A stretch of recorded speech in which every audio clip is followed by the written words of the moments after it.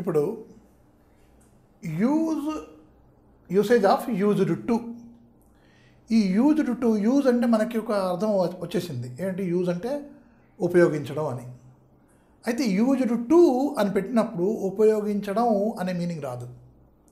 దాని meaning change అయిపోతుంది, దాని అర్థం కూడా చేంజ్ అయిపోతుంది. భావం ఎలా చేంజ్ అవుతుందో చెప్తాను, కానీ అర్థం యూజ్డ్ టుకి యూజ్కి రెండు విధాలు వేరు. ఎందుకంటే యూజ్డ్ అనే పదం తర్వాత టు వచ్చేసింది కాబట్టి మీనింగ్ చేంజ్ అవుతుంది. అది ఎలాగ చేంజ్ అవుతుంది, ఎక్కడ మనం దాన్ని ఉపయోగించుకోవచ్చును, ఎక్కడ ఉపయోగిస్తే దానికి ఏం అర్థం వస్తుంది. That is the word used. If you see the simple thing used, that is we are using it or already used, means we have put it in our usage. Now used and to, if these two are added together, that gives entirely different meaning. What is this entirely different meaning? Used to, that means I got habituated to. నేను ఒక దానికి అలవాటు పడిపోయాను, అలవాటు పడి ఉండేవాడిని. ఆ పదాలు చెప్పుకున్నప్పుడు మనం యూజ్డ్ టు అని చెప్పుకుంటాం. అంటే ఆ యూజ్డ్ టు ఎలా ఉంటుంది చూడండి కొంచెం. He is quite used to hard work. అంటే అది ముందు కాలంలో ఉండేదా, ఇప్పుడే ఉండేదా అని చూస్తే ఇప్పుడు కూడాను హార్డ్ వర్క్ చేస్తూనే ఉంటాడు. అలాంటప్పుడు ఇప్పుడు కూడా చేస్తూ ఎల్లప్పుడూ చేస్తూ ఉండేవాడిని ఆ అవసరంలో మనం యూజ్డ్ టు ఉపయోగిస్తున్నాం.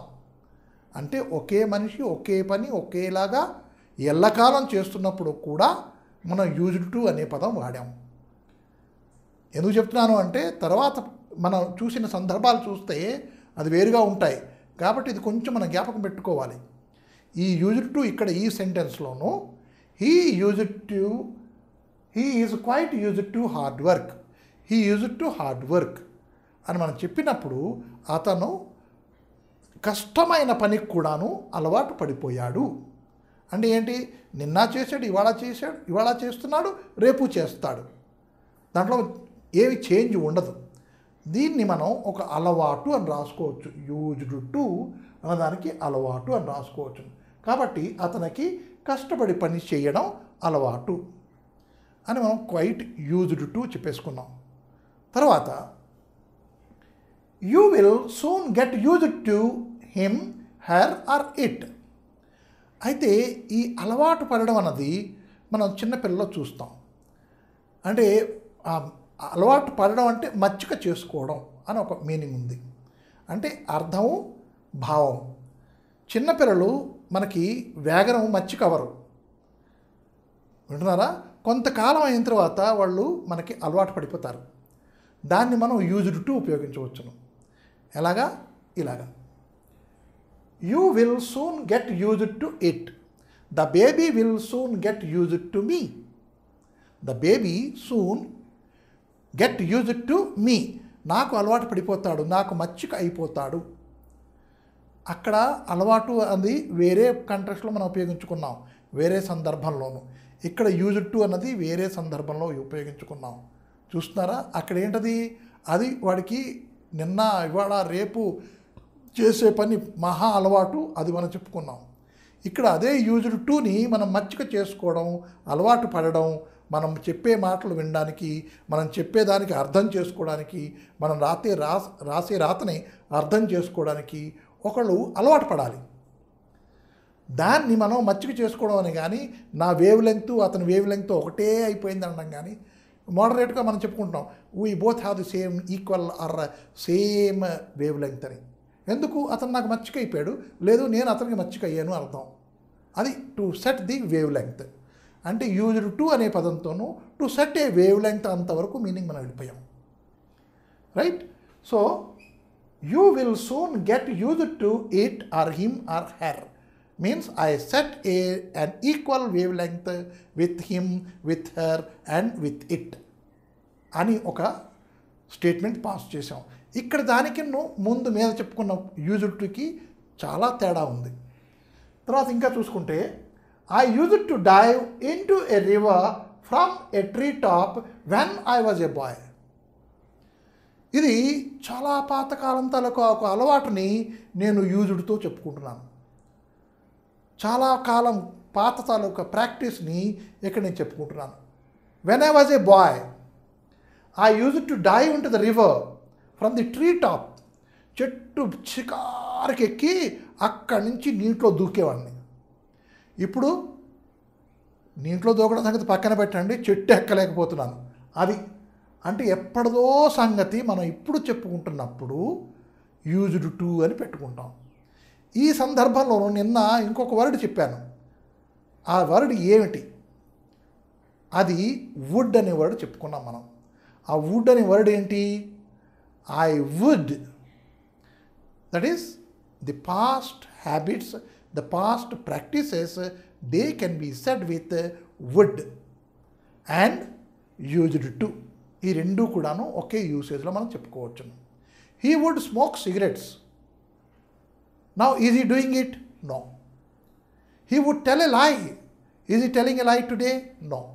అప్పుడు చెప్పేవాడు అని అర్థం. అంటే ఈ use to tell a lie. That way the usage of would and used here they are coinciding. Not here, not here. When I am talking about my past habits, my past practices, then I am using this used to here. If we remove this, we can use would. I would dive into a river from a treetop when I was a boy. That would and this used to. These two are more or less same.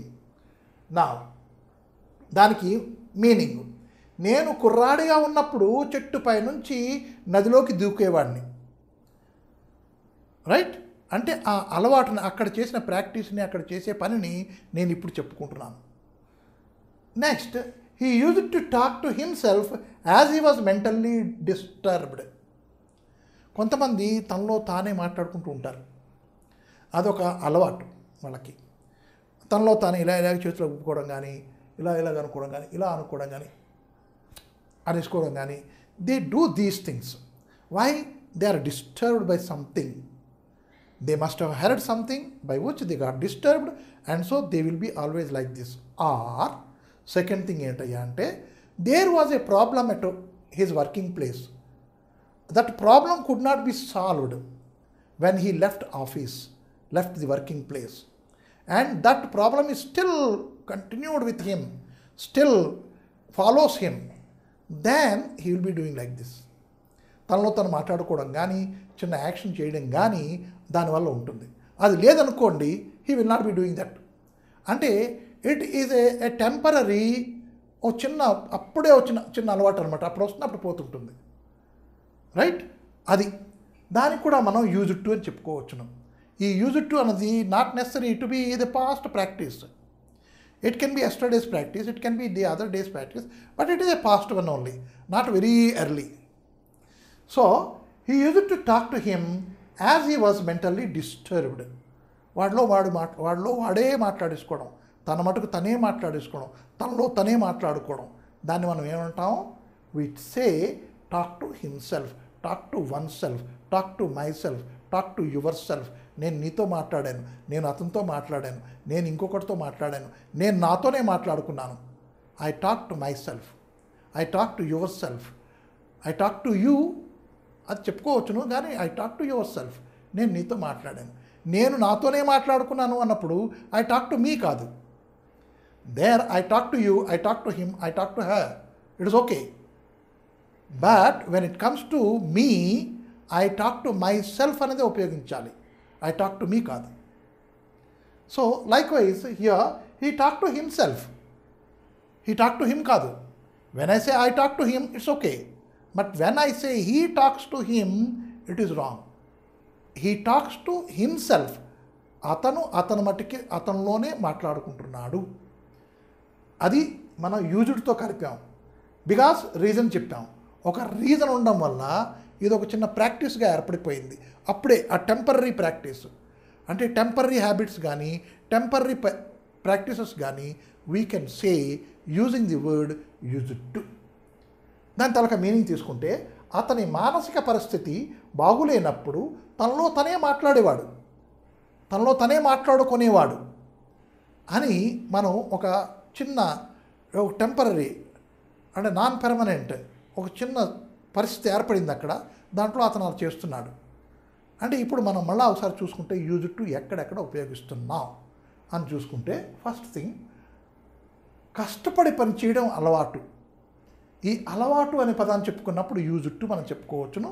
అంటే అతను ఇప్పుడు చేస్తాడు, నిన్న చేసి ఉంటాడు, రేపు చేస్తాడు, ఎల్లప్పుడూ చేస్తూ ఉంటాడు. అది అలవాటు. అది ఆ అలవాటును కూడా మనం యూజ్ టు అని చెప్పుకున్నాం. He is quite use to hard work. అంటే కష్టపడి చేయడానికి అతను అలవాటు పడి ఉన్నాడు అని చెప్పినప్పుడు యూజ్ టు ఉపయోగించుకున్నాము. Next, you will soon get use to him. ఇది చెప్పాను కదా, మచ్చిక చేసుకోవడం, అలవాటు పడ్డం అని. అంటే భావం వేరు, తర్వాత అర్థం వేరు. అర్థం ఏమిటి? అలవాటు పడ్డాడు. ఈ కుర్రాడు నాకు అలవాటు పడిపోయాడండి అంటే ఏంటి? అలవాటు పడిపోవడం అంటే ఏంటి?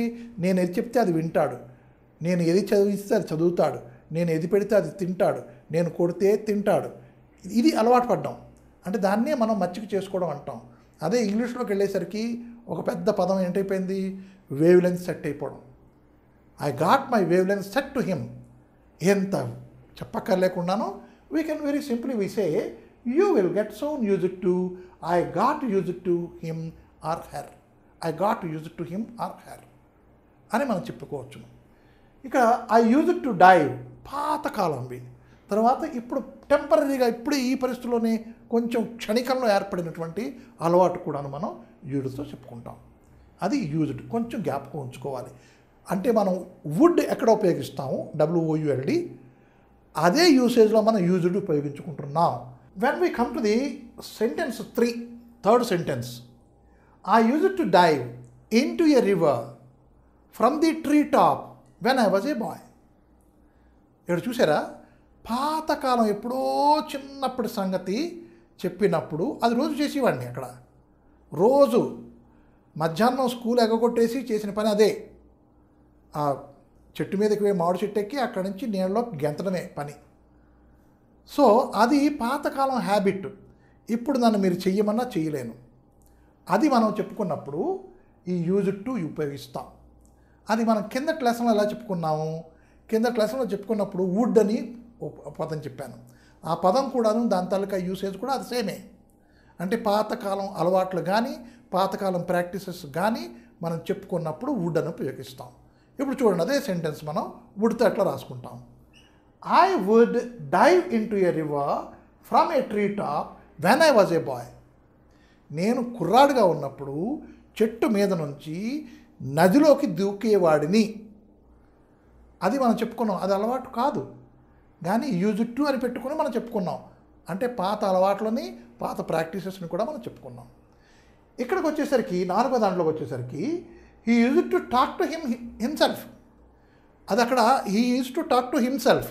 వాడిలోనే మాట్లాడుకున్నాడు, నేను నాలో మాట్లాడుకున్నాను. ఐ టాక్ టు మీ కాదు, I talk to myself. You talk to yourself. They talk to themselves. We talk to ourselves. అలాగ మనం ఎంఫసిస్ ఇస్తున్నప్పుడు ఆ పదం వాడాలి. అంతేగాని ఐ టాక్ టు మీ అది కాదు. If I talk to you, I talk to you. I talk to yourself. ఆ రెండు పెట్టుకోవచ్చును. I talk to him, I talk to himself. అంటే వాడితోనే మాట్లాడాను అన్నప్పుడు హిమ్సెల్ఫ్ అనే పదం నేను వాడతాను. వాడితో మాట్లాడాను, I talk to him. When it is వాడితోనే మాట్లాడాను, ఐ టాక్ టు హిమ్సెల్ఫ్. అంటే అది ఎంఫసిస్ ఇస్తుంది. Himself, myself, ourselves, themselves, yourselves, ఇవన్నీ కూడాను హెర్ సెల్ఫ్, ఇట్ సెల్ఫ్, ఇవి ఎంఫసిస్ ఇస్తాయి. అంటే ఒక చిన్న ప్రెషర్ ఇస్తుంది దాని మీద. అంటే ఖచ్చితంగా ఇదే జరిగింది అని చెప్పబడుతుంది. అట్లాగా మనం హిమ్సెల్ఫ్ ఉపయోగించాం. అంటే అతనిలోనే మాట్లాడుకుంటున్నాడు. Why that? A temporary disorder, a temporary setback. ఒక చిన్న కష్టం అతనికి వచ్చింది, రైట్? అది కూడా పెర్మనెంట్ కాదు, ఒక టెంపరీ. ఇవాళ ఉంటుంది, రేపు వెళ్ళిపోతుంది. కానీ అప్పుడు చెప్పుకున్నాడు, అప్పుడు మాట్లాడుకున్నాడు, వాళ్ళలో తనలో తానే మాట్లాడుకుంటున్నాడు. It is not a practice, it is not a habit, but a setback. Whenever we are talking a setback, ఒక చిన్న కష్టం వచ్చినప్పుడు మనిషి పడే బాధ, దాన్ని కూడా మనం యూజ్ టుతో చెప్పుకుంటాం. అది యూజ్ టు తాలూకా యూసేజ్. చూసారా ఎన్ని సందర్భాల్లోనూ ఎలాంటి భావాల్లో మనం ఎలాంటి పదాలు ఉపయోగించుకుంటున్నాం, అది మనం జాగ్రత్తగా గమనించాలి. అది జాగ్రత్తగా గమనిస్తే మనం మాట్లాడేటప్పుడు వీటినన్నింటిని కూడా మనం ఉపయోగించుకోవచ్చును. ఆ ఉపయోగించుకోవడంలో కూడాను ఖచ్చితంగా కరెక్ట్గా ఉపయోగించుకోవచ్చును. ఎదురుకుండా ఉన్నవాడు చక్కగా వినగలడు. మనం ఇంగ్లీష్ మాట్లాడేస్తాం, కానీ ఎదురుకుండా ఉండేవాడు చక్కగా వింటున్నాడా లేదా అది ఇంపార్టెంట్. మనం చక్కగా మాట్లాడమా లేదా అది ఇంపార్టెంట్ కాదు. Whenever we are speaking English, a thing is to be remembered, a point has to be remembered, that how better you are speaking is not at all a matter. Then how best the listener is grasping you, how best he gets it, how best he understands you, that is important when you are speaking English. And hence this exercise, every word, in how many ways we can use it, what is the manner we are using it, what is the meaning we are getting, what is the context we are using it. These are all the things we have to learn when we are speaking English. Not the grammar, simply grammar learning, English speaking will not do. English speaking is necessary with all these beauties. అంటే మాట్లాడడం కూడా ఒక చిన్న ఆర్టే, ఒక కళే. మనం చాలామంది మాట్లాడుతుంటే మనం వింటూ ఉంటాం, నిలబడి కూడా వినేస్తూ ఉంటాం. Why? He is the orator, he has the skill of talking. ఆ స్కిల్ ఎట్లా వస్తుంది? వీటి వల్ల వస్తుంది. ఏ మాట ఎక్కడ ఎలాగా మాట్లాడుకోవాలి, ఎక్కడ యూజ్ చేసుకోవాలి, ఎక్కడ ప్రయోగించాలి, ఎక్కడ దాని భావం ఎలాగొస్తుంది, దాని అర్థం ఎలా వస్తుంది.